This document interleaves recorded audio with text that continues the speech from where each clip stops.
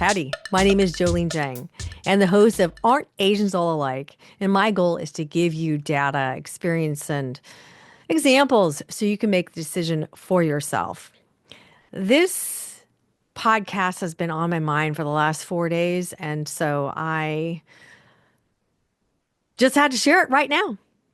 And the reason it's on my mind so much is I really just couldn't sleep because it is just the impact of visibility is so strong that I have all this emotion around it. So I want you to be able to experience this. This is my second take, so I'm not crying, but the first time I was crying quite a bit. Joyfully crying though, because seeing yourself represented is a luxury for Asian Americans and absolutely for Native Hawaiian Pacific Islanders. That's very rare. Oh, and you know what? I did forget to share this, so I'll share it right now. I'm in Seattle and in Tacoma, Washington, which is just down the way. They got their first Samoan fire chief, and it's a female fire chief. So that is, I'm sure, monumental across the nation. First Samoan female fire chief, big deal. It was last week that we had the all-female crew to go to space. And there's a lot of media about it, and there's a lot of negative media too about the glam squad, and they all have their long hair and are pretty and very glam pop culture. And I wanted to, so that's a lot of the media was saying. What I wanted to make sure that you all hear is that two of those astronauts do have a related background. And so Aisha Bowe, she's the Black woman who is not Gail King, and she was a former NASA rocket scientist. And Amanda Nguyen, I've talked about her in programs because she is such a big deal, yet she's barely mentioned in any of this news. So I'm reading her book right now, and she actually, I think she interned at NASA for like a summer, like as a young person. But she studies astronautics research. And she's an activist. When she was raped, which took her she was going to be an astronaut, but she was raped and that changed some things. Imagine that. And her organization, Rise, that she founded, has passed all 50 Bill of Rights for victim survivors across the nation. And she and her group have passed 88 laws. So the idea that she's some silly glam person is incorrect. Please do share the stories of the academics of these ladies. Amanda Nguyen, she was on Time magazine because of all of her efforts.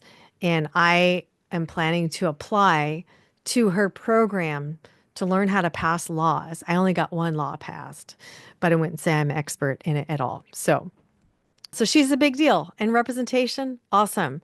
I would suggest that you follow her on Instagram or wherever else and get her book. Her book is right now, I'm listening to it on Spotify. It's talking about her background from her studies to rape, and that's where we're at right now. And then I believe it is mostly around how to get laws passed. I saw her about a week or two ago at a town hall. So I hope this is an impactful episode for you. I wanted to get this out of my head, and so maybe a little rambly, but I think it's important. So listen in. Two Asians talking on TV. Why is that a big deal? Because it's rare. It's such a rare sight that I had to lose sleep over this the last few days. I've got to do this podcast. I just need to just share it right now. When I feel these feelings, I need to share, because if I want you to believe that Asians are not all alike, we need to give you information so you can make your decisions around aren't Asians all alike? And the answer is no. So with that, what prompted this, one of the things that prompted this is last night I was watching The Daily Show, which I do every day. Big fan of Trevor Noah, even though he's not there. Big fan of The Daily Show still. And Ronny Chieng, he is a Malaysian, Malaysian Chinese. However, he just got his citizenship, his American citizenship. I believe it was like a few days ago. What? So that is exciting. And last night, he was interviewing Nancy Kwan. Those who are under 50 probably do not know who Nancy Kwan is. I had to look her up. But my dad is 84, and my dad was always talking about, oh, Flower Drum Song, that musical in the 1960s. That's one of his favorite films. And this movie had more than one Asian American in it. So that's unusual also. And she is a big deal, like a big movie star in the 60s. She was also, I guess, in a show called Susie Wong Adventures or something. That is before my time, so I have to kind of look it up, see if it's on YouTube. So she is a beautiful Chinese American. He's interviewing her, and I'm seeing two Asians on the screen. And the idea that he's a new Asian American and she is an old Asian American, and she is one of the first few Asian American actors. So it was very exciting. It's not even May. It's not Asian American Native Hawaiian Pacific Islander Heritage Month. I don't know, go Daily Show. Because the night before, the interview was with Tammy Duckworth. Tammy Duckworth is a Thai American senator, and she is also a veteran. And she is a notable Asian. When I do my Asian Allies, which I invite you to all join, it's a Facebook group. We were meeting every week for several years. We're online right now. She's a notable Asian because I have to look her up, but note her. And recently in Trump's confirmation hearings with Hegseth, the fence guy and the drunk guy, she asked him, can you name any countries in the ASEAN group?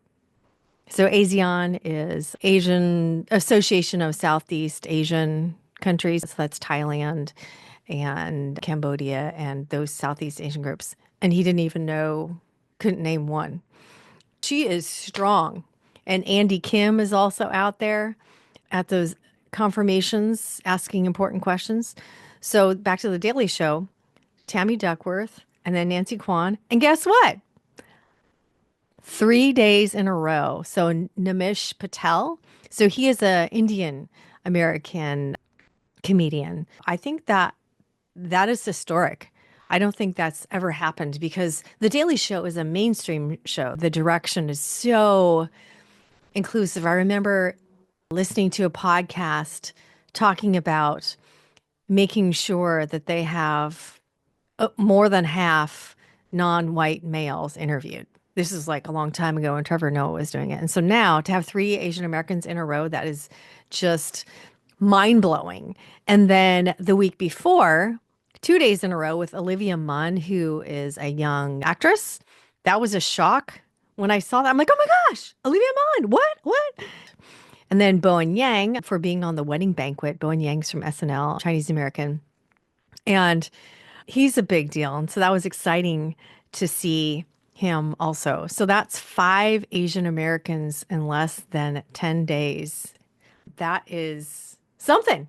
This is something to celebrate. Before, I remember, I think maybe 5 years ago, listening to an interview with Connie Chung talking about, well, I was able to do one Asian American story per year. And I've heard that, not me personally, but from other interviews with prominent Asian American newscasters, that's what it is. It's like once a year. Boom. Very exciting. And the idea of two Asians talking, prominent Asians and in public, talking together was so rare that I named a series several years ago called Two Asians Talking, because I know that the average American does not have access to Asians talking. So for most of my life, I am 51 now. Most of my life, though, I never saw myself represented, not in TV, movies, childhood books. Did you ever hear names of Asians? Nope. Never saw leaders. Just nobody in any kind of position of power whatsoever. did I see. And and how cool would that be to have a superhero? I think the people now, Asian American, Native Hawaiian, Pacific Islanders now, do have Shang-Chi and Jason Momoa and a number of folks, but in my generation, there was nobody. And the movies that we did see an Asian in, it was Goonies, with Data, with Kiwi Kwong, who's now making a comeback. Just saw him in a movie. And so he was the calculator guy. And then, Breakfast Club with Long Duck Dong. So each time the exchange student, Asian exchange student, would enter the scene, there was this big gong. And then he would enter the scene and then do something weird. So it was a caricature. So otherwise, no representation. I was lucky that locally I met Lori Matsukawa, who is a newscaster, and she's been in the news for 38 years and award-winning news anchor. And I went to, do you remember in Karate Kid how there's a scene where everybody's dressed up in their kimonos and they're doing the fan dances? It's at night and they're honoring their ancestors. So that's the Obon Festival. So in Seattle and Tacoma and many places, there is a Bon Odori festival. So that was my favorite thing to go to. And my relatives would dress me up properly. And by the way, when you wear a kimono, it is very tight. It's like a girdle. Or for guys, if you remember a long time ago wearing ski gear, where you have layers and layers, so it's very stiff and constricting, it's like that. And then you can only walk, you scoot, you scoot, you scoot. You're not very functional. You're a little Asian doll. But it was neat because I got to be Japanese for that evening. So that was fun. So at that event, I met Laurie Matsukawa. I think I was 5 or 6, something like that.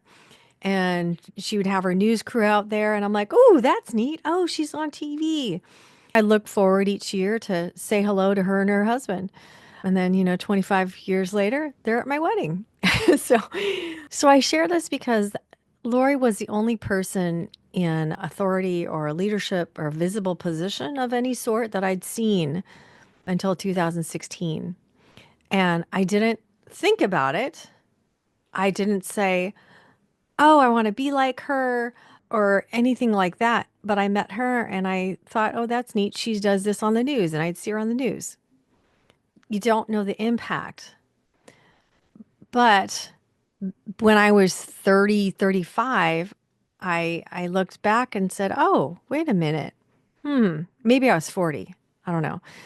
Look, maybe I was 45. Realizing, oh, you know what? I did. I was on TV. I did start doing videos when I was in seventh grade, video production. And I have, wow, wait a minute. I'm a conference reporter. I'm a journalist. Where'd that come from? So I'm pretty sure it probably was the idea of seeing Lori Matsukawa doing her thing. And oh, look what I just did here. I've been a reporter too and sharing stories. So that representation is imperative. All this time, all my life until 2016, where I watched a Disney movie, Moana, and I just had joyful tears. I mean, I feel them coming on right now, where I, that was the first time I felt represented. And how old was I? 40 something. First time I felt represented. And Moana, she's like a 13-year-old and she's tan and she swims and she's a Polynesian. I don't swim. I'm pale. It was just her boldness that captured me, and that she was a Pacific Islander. And it was just something about it. And after I saw that movie, I just had so much thinking about, wow, what if I had representation like that as a kid? And what if kids now had more representation? They do have more representation. But just looking at how impactful, like I was really surprised. I'm surprised that I have teary eyes right now too. So I share this to really convey the point that representation is huge. And sometimes you don't know because you've never had it. So that was a big deal. And thank you, Disney, for that. I think it was 8 or 9 years ago where I was at town hall type program. And to those of you who don't know town halls, very NPR, PBS, intellectual, smart, white, liberal type people who are at TED Talks.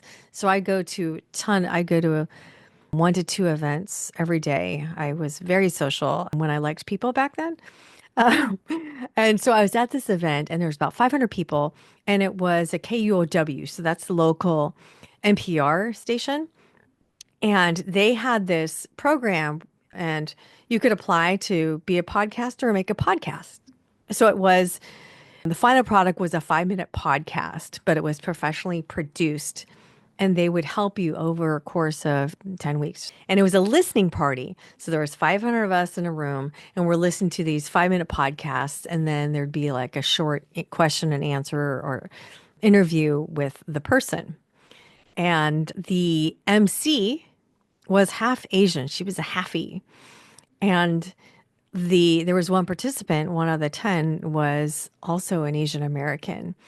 And I've not seen that. Everybody's always white and sometimes black. It's so rare to see Asian Americans represented anywhere on the stage.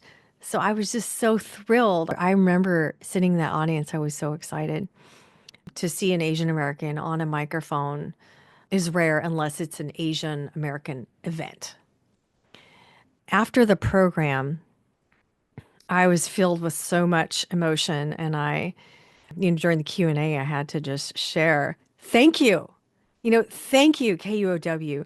Thank you to the group who's putting us on. Thank you for including Asian Americans. It is so rare. I go to all these events all the time, and I do not see myself represented.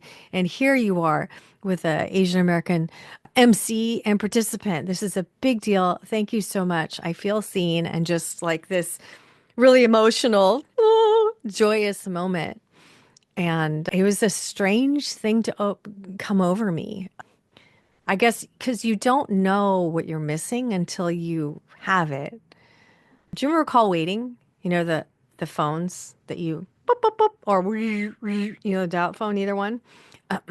Well, later on, there was call waiting. You were on the phone, and there'd be a beep beep. There's another call waiting. You didn't know how much you needed that until it was available. Or a microwave. You didn't realize how convenient that was until you had one. Until you have representation, you don't know what that feels like. And it was joyous. And my friend who was with me, who was a white liberal, she was so surprised. Oh, I didn't notice she was Asian, or I didn't even think about what you're talking about. I had no idea. Oh, hmm. And of course, I'm thinking, of course you don't. Everybody looks like you. Everybody sounds like you. Everybody has similar perspectives. You're used to it. When you're a marginalized group, you don't ever see it. So, yeah, it was powerful. A couple of years ago, I was presenting at the Professional Conference Management Association in San Diego. I think there's 4,000 people there.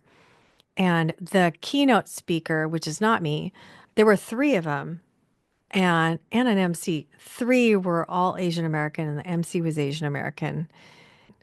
So it was just very exciting. And what's even better than visual representation is that three of the four were claiming their culture.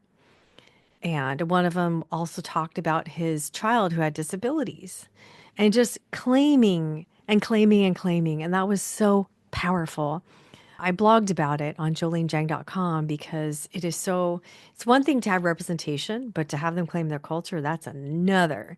And so important. Just last week, we went to another town hall event put on by the French Alliance that's around the world, and they have a big chapter here.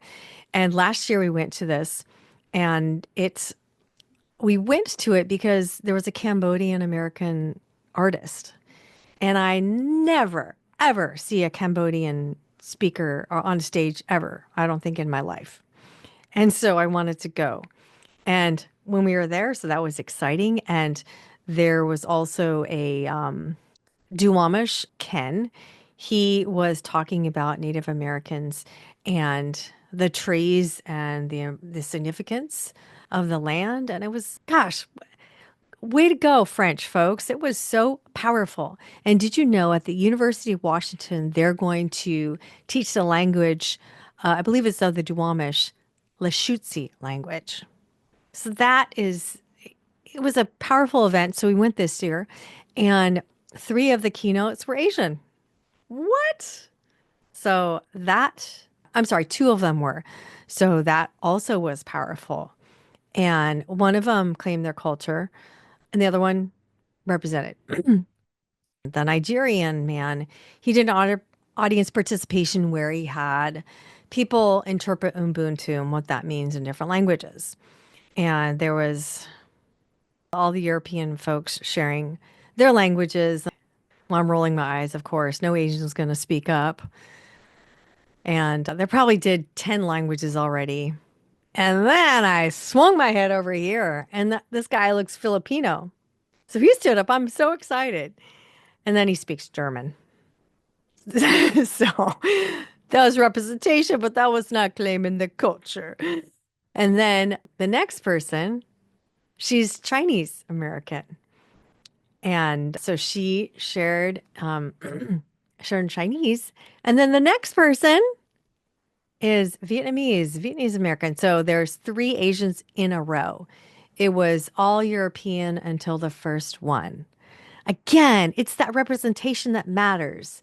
The first person goes, okay, so it's okay for me to go.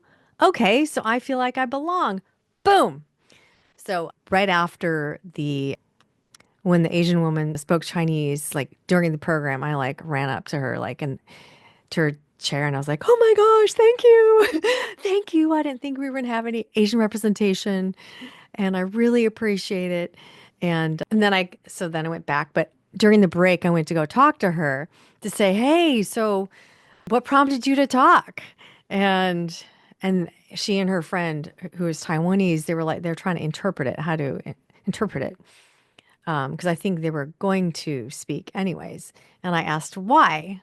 And they're from China and Taiwan, but they both had education in both the countries and in America. And so I wish to interview her and ask her to kind of, from her perspective, how to compare like Asian Americans compared to Asians in China in terms of speaking up. And then I spoke to the Vietnamese American too to thank her, to say, hey, thank you. And I asked her what prompted her. And she says, well, the Chinese lady spoke.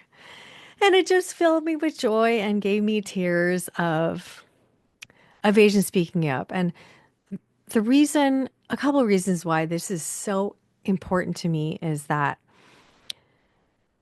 we need to speak up. Asians, in on my YouTube, I have loads of education talking about Asian Americans and how we are seen as invisible, but we're also attacked violently and fatally. And this is across the nation, across the world as well. And it's tough. I feel like I'm the only one who's out there a lot of the time. That's not true, but it feels like it. So I want other voices to be strong and share their stories and share their culture. So personally, so I don't feel like I'm alone. But also, if others share with their friends who are not Asian, also, then their friends might care.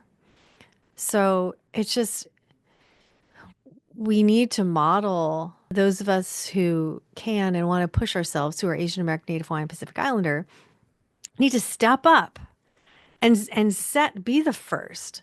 So it was just pleasing how that works. And those of you who wish to be better allies, validate your friends, thank them for sharing. Thank you for the education. Thank you for trusting.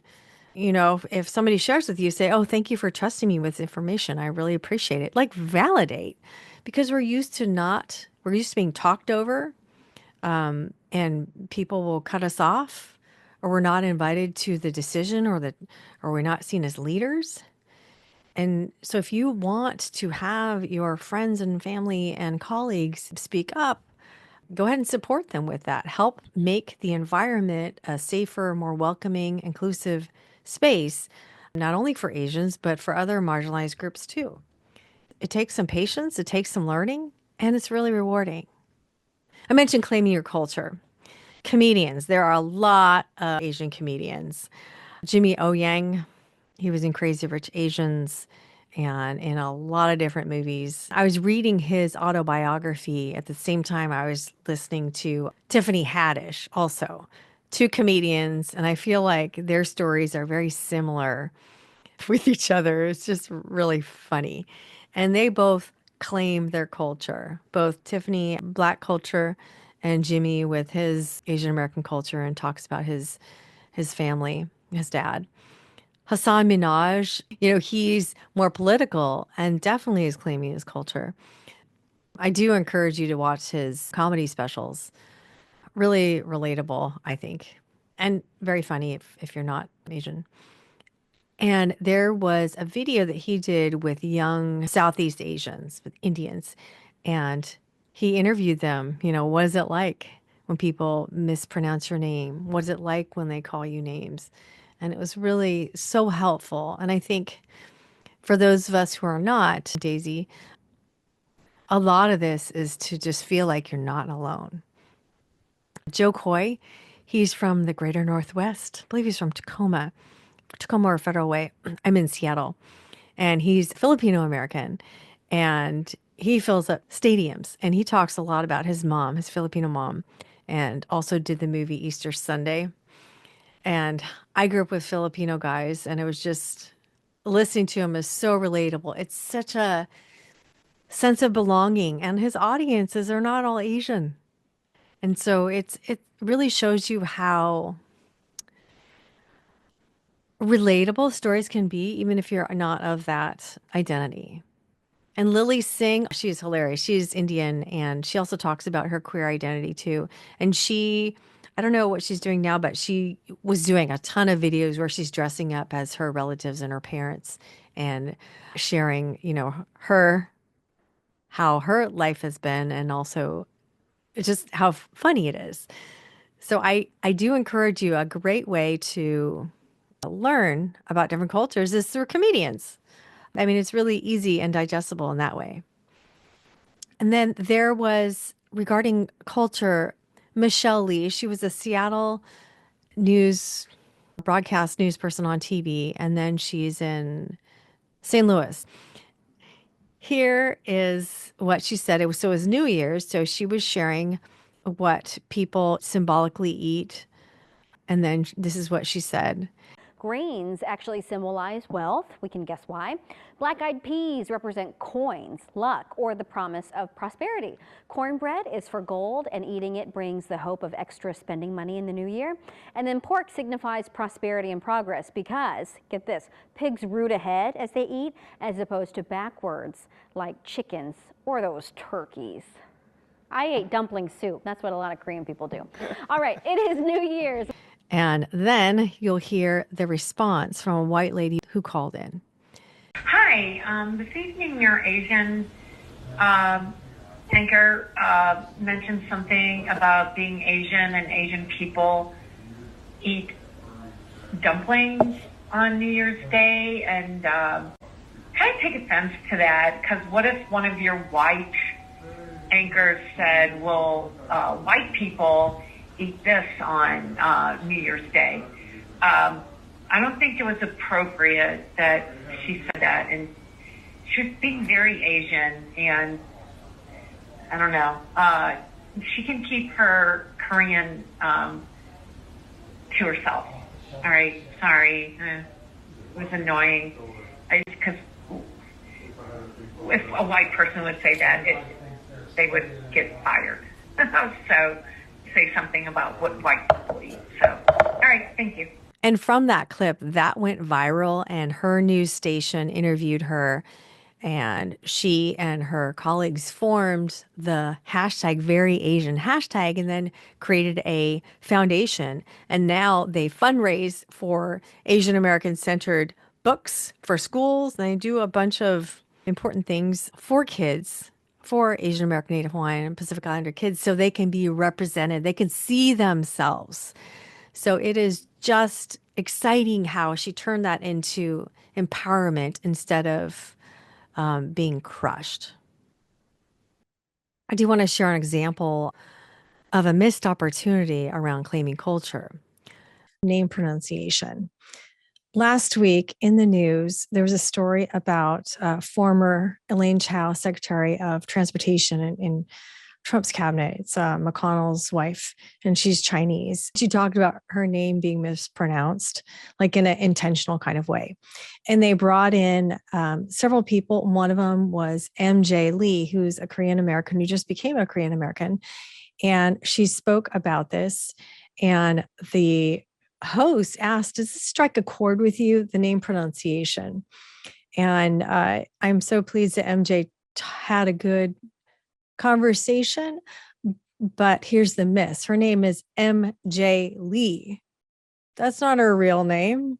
And this is a fine example showing Min Jung Lee that, oh, she has changed her name like many Koreans, like many Asians do, in order for other people to pronounce them and not always botch it up.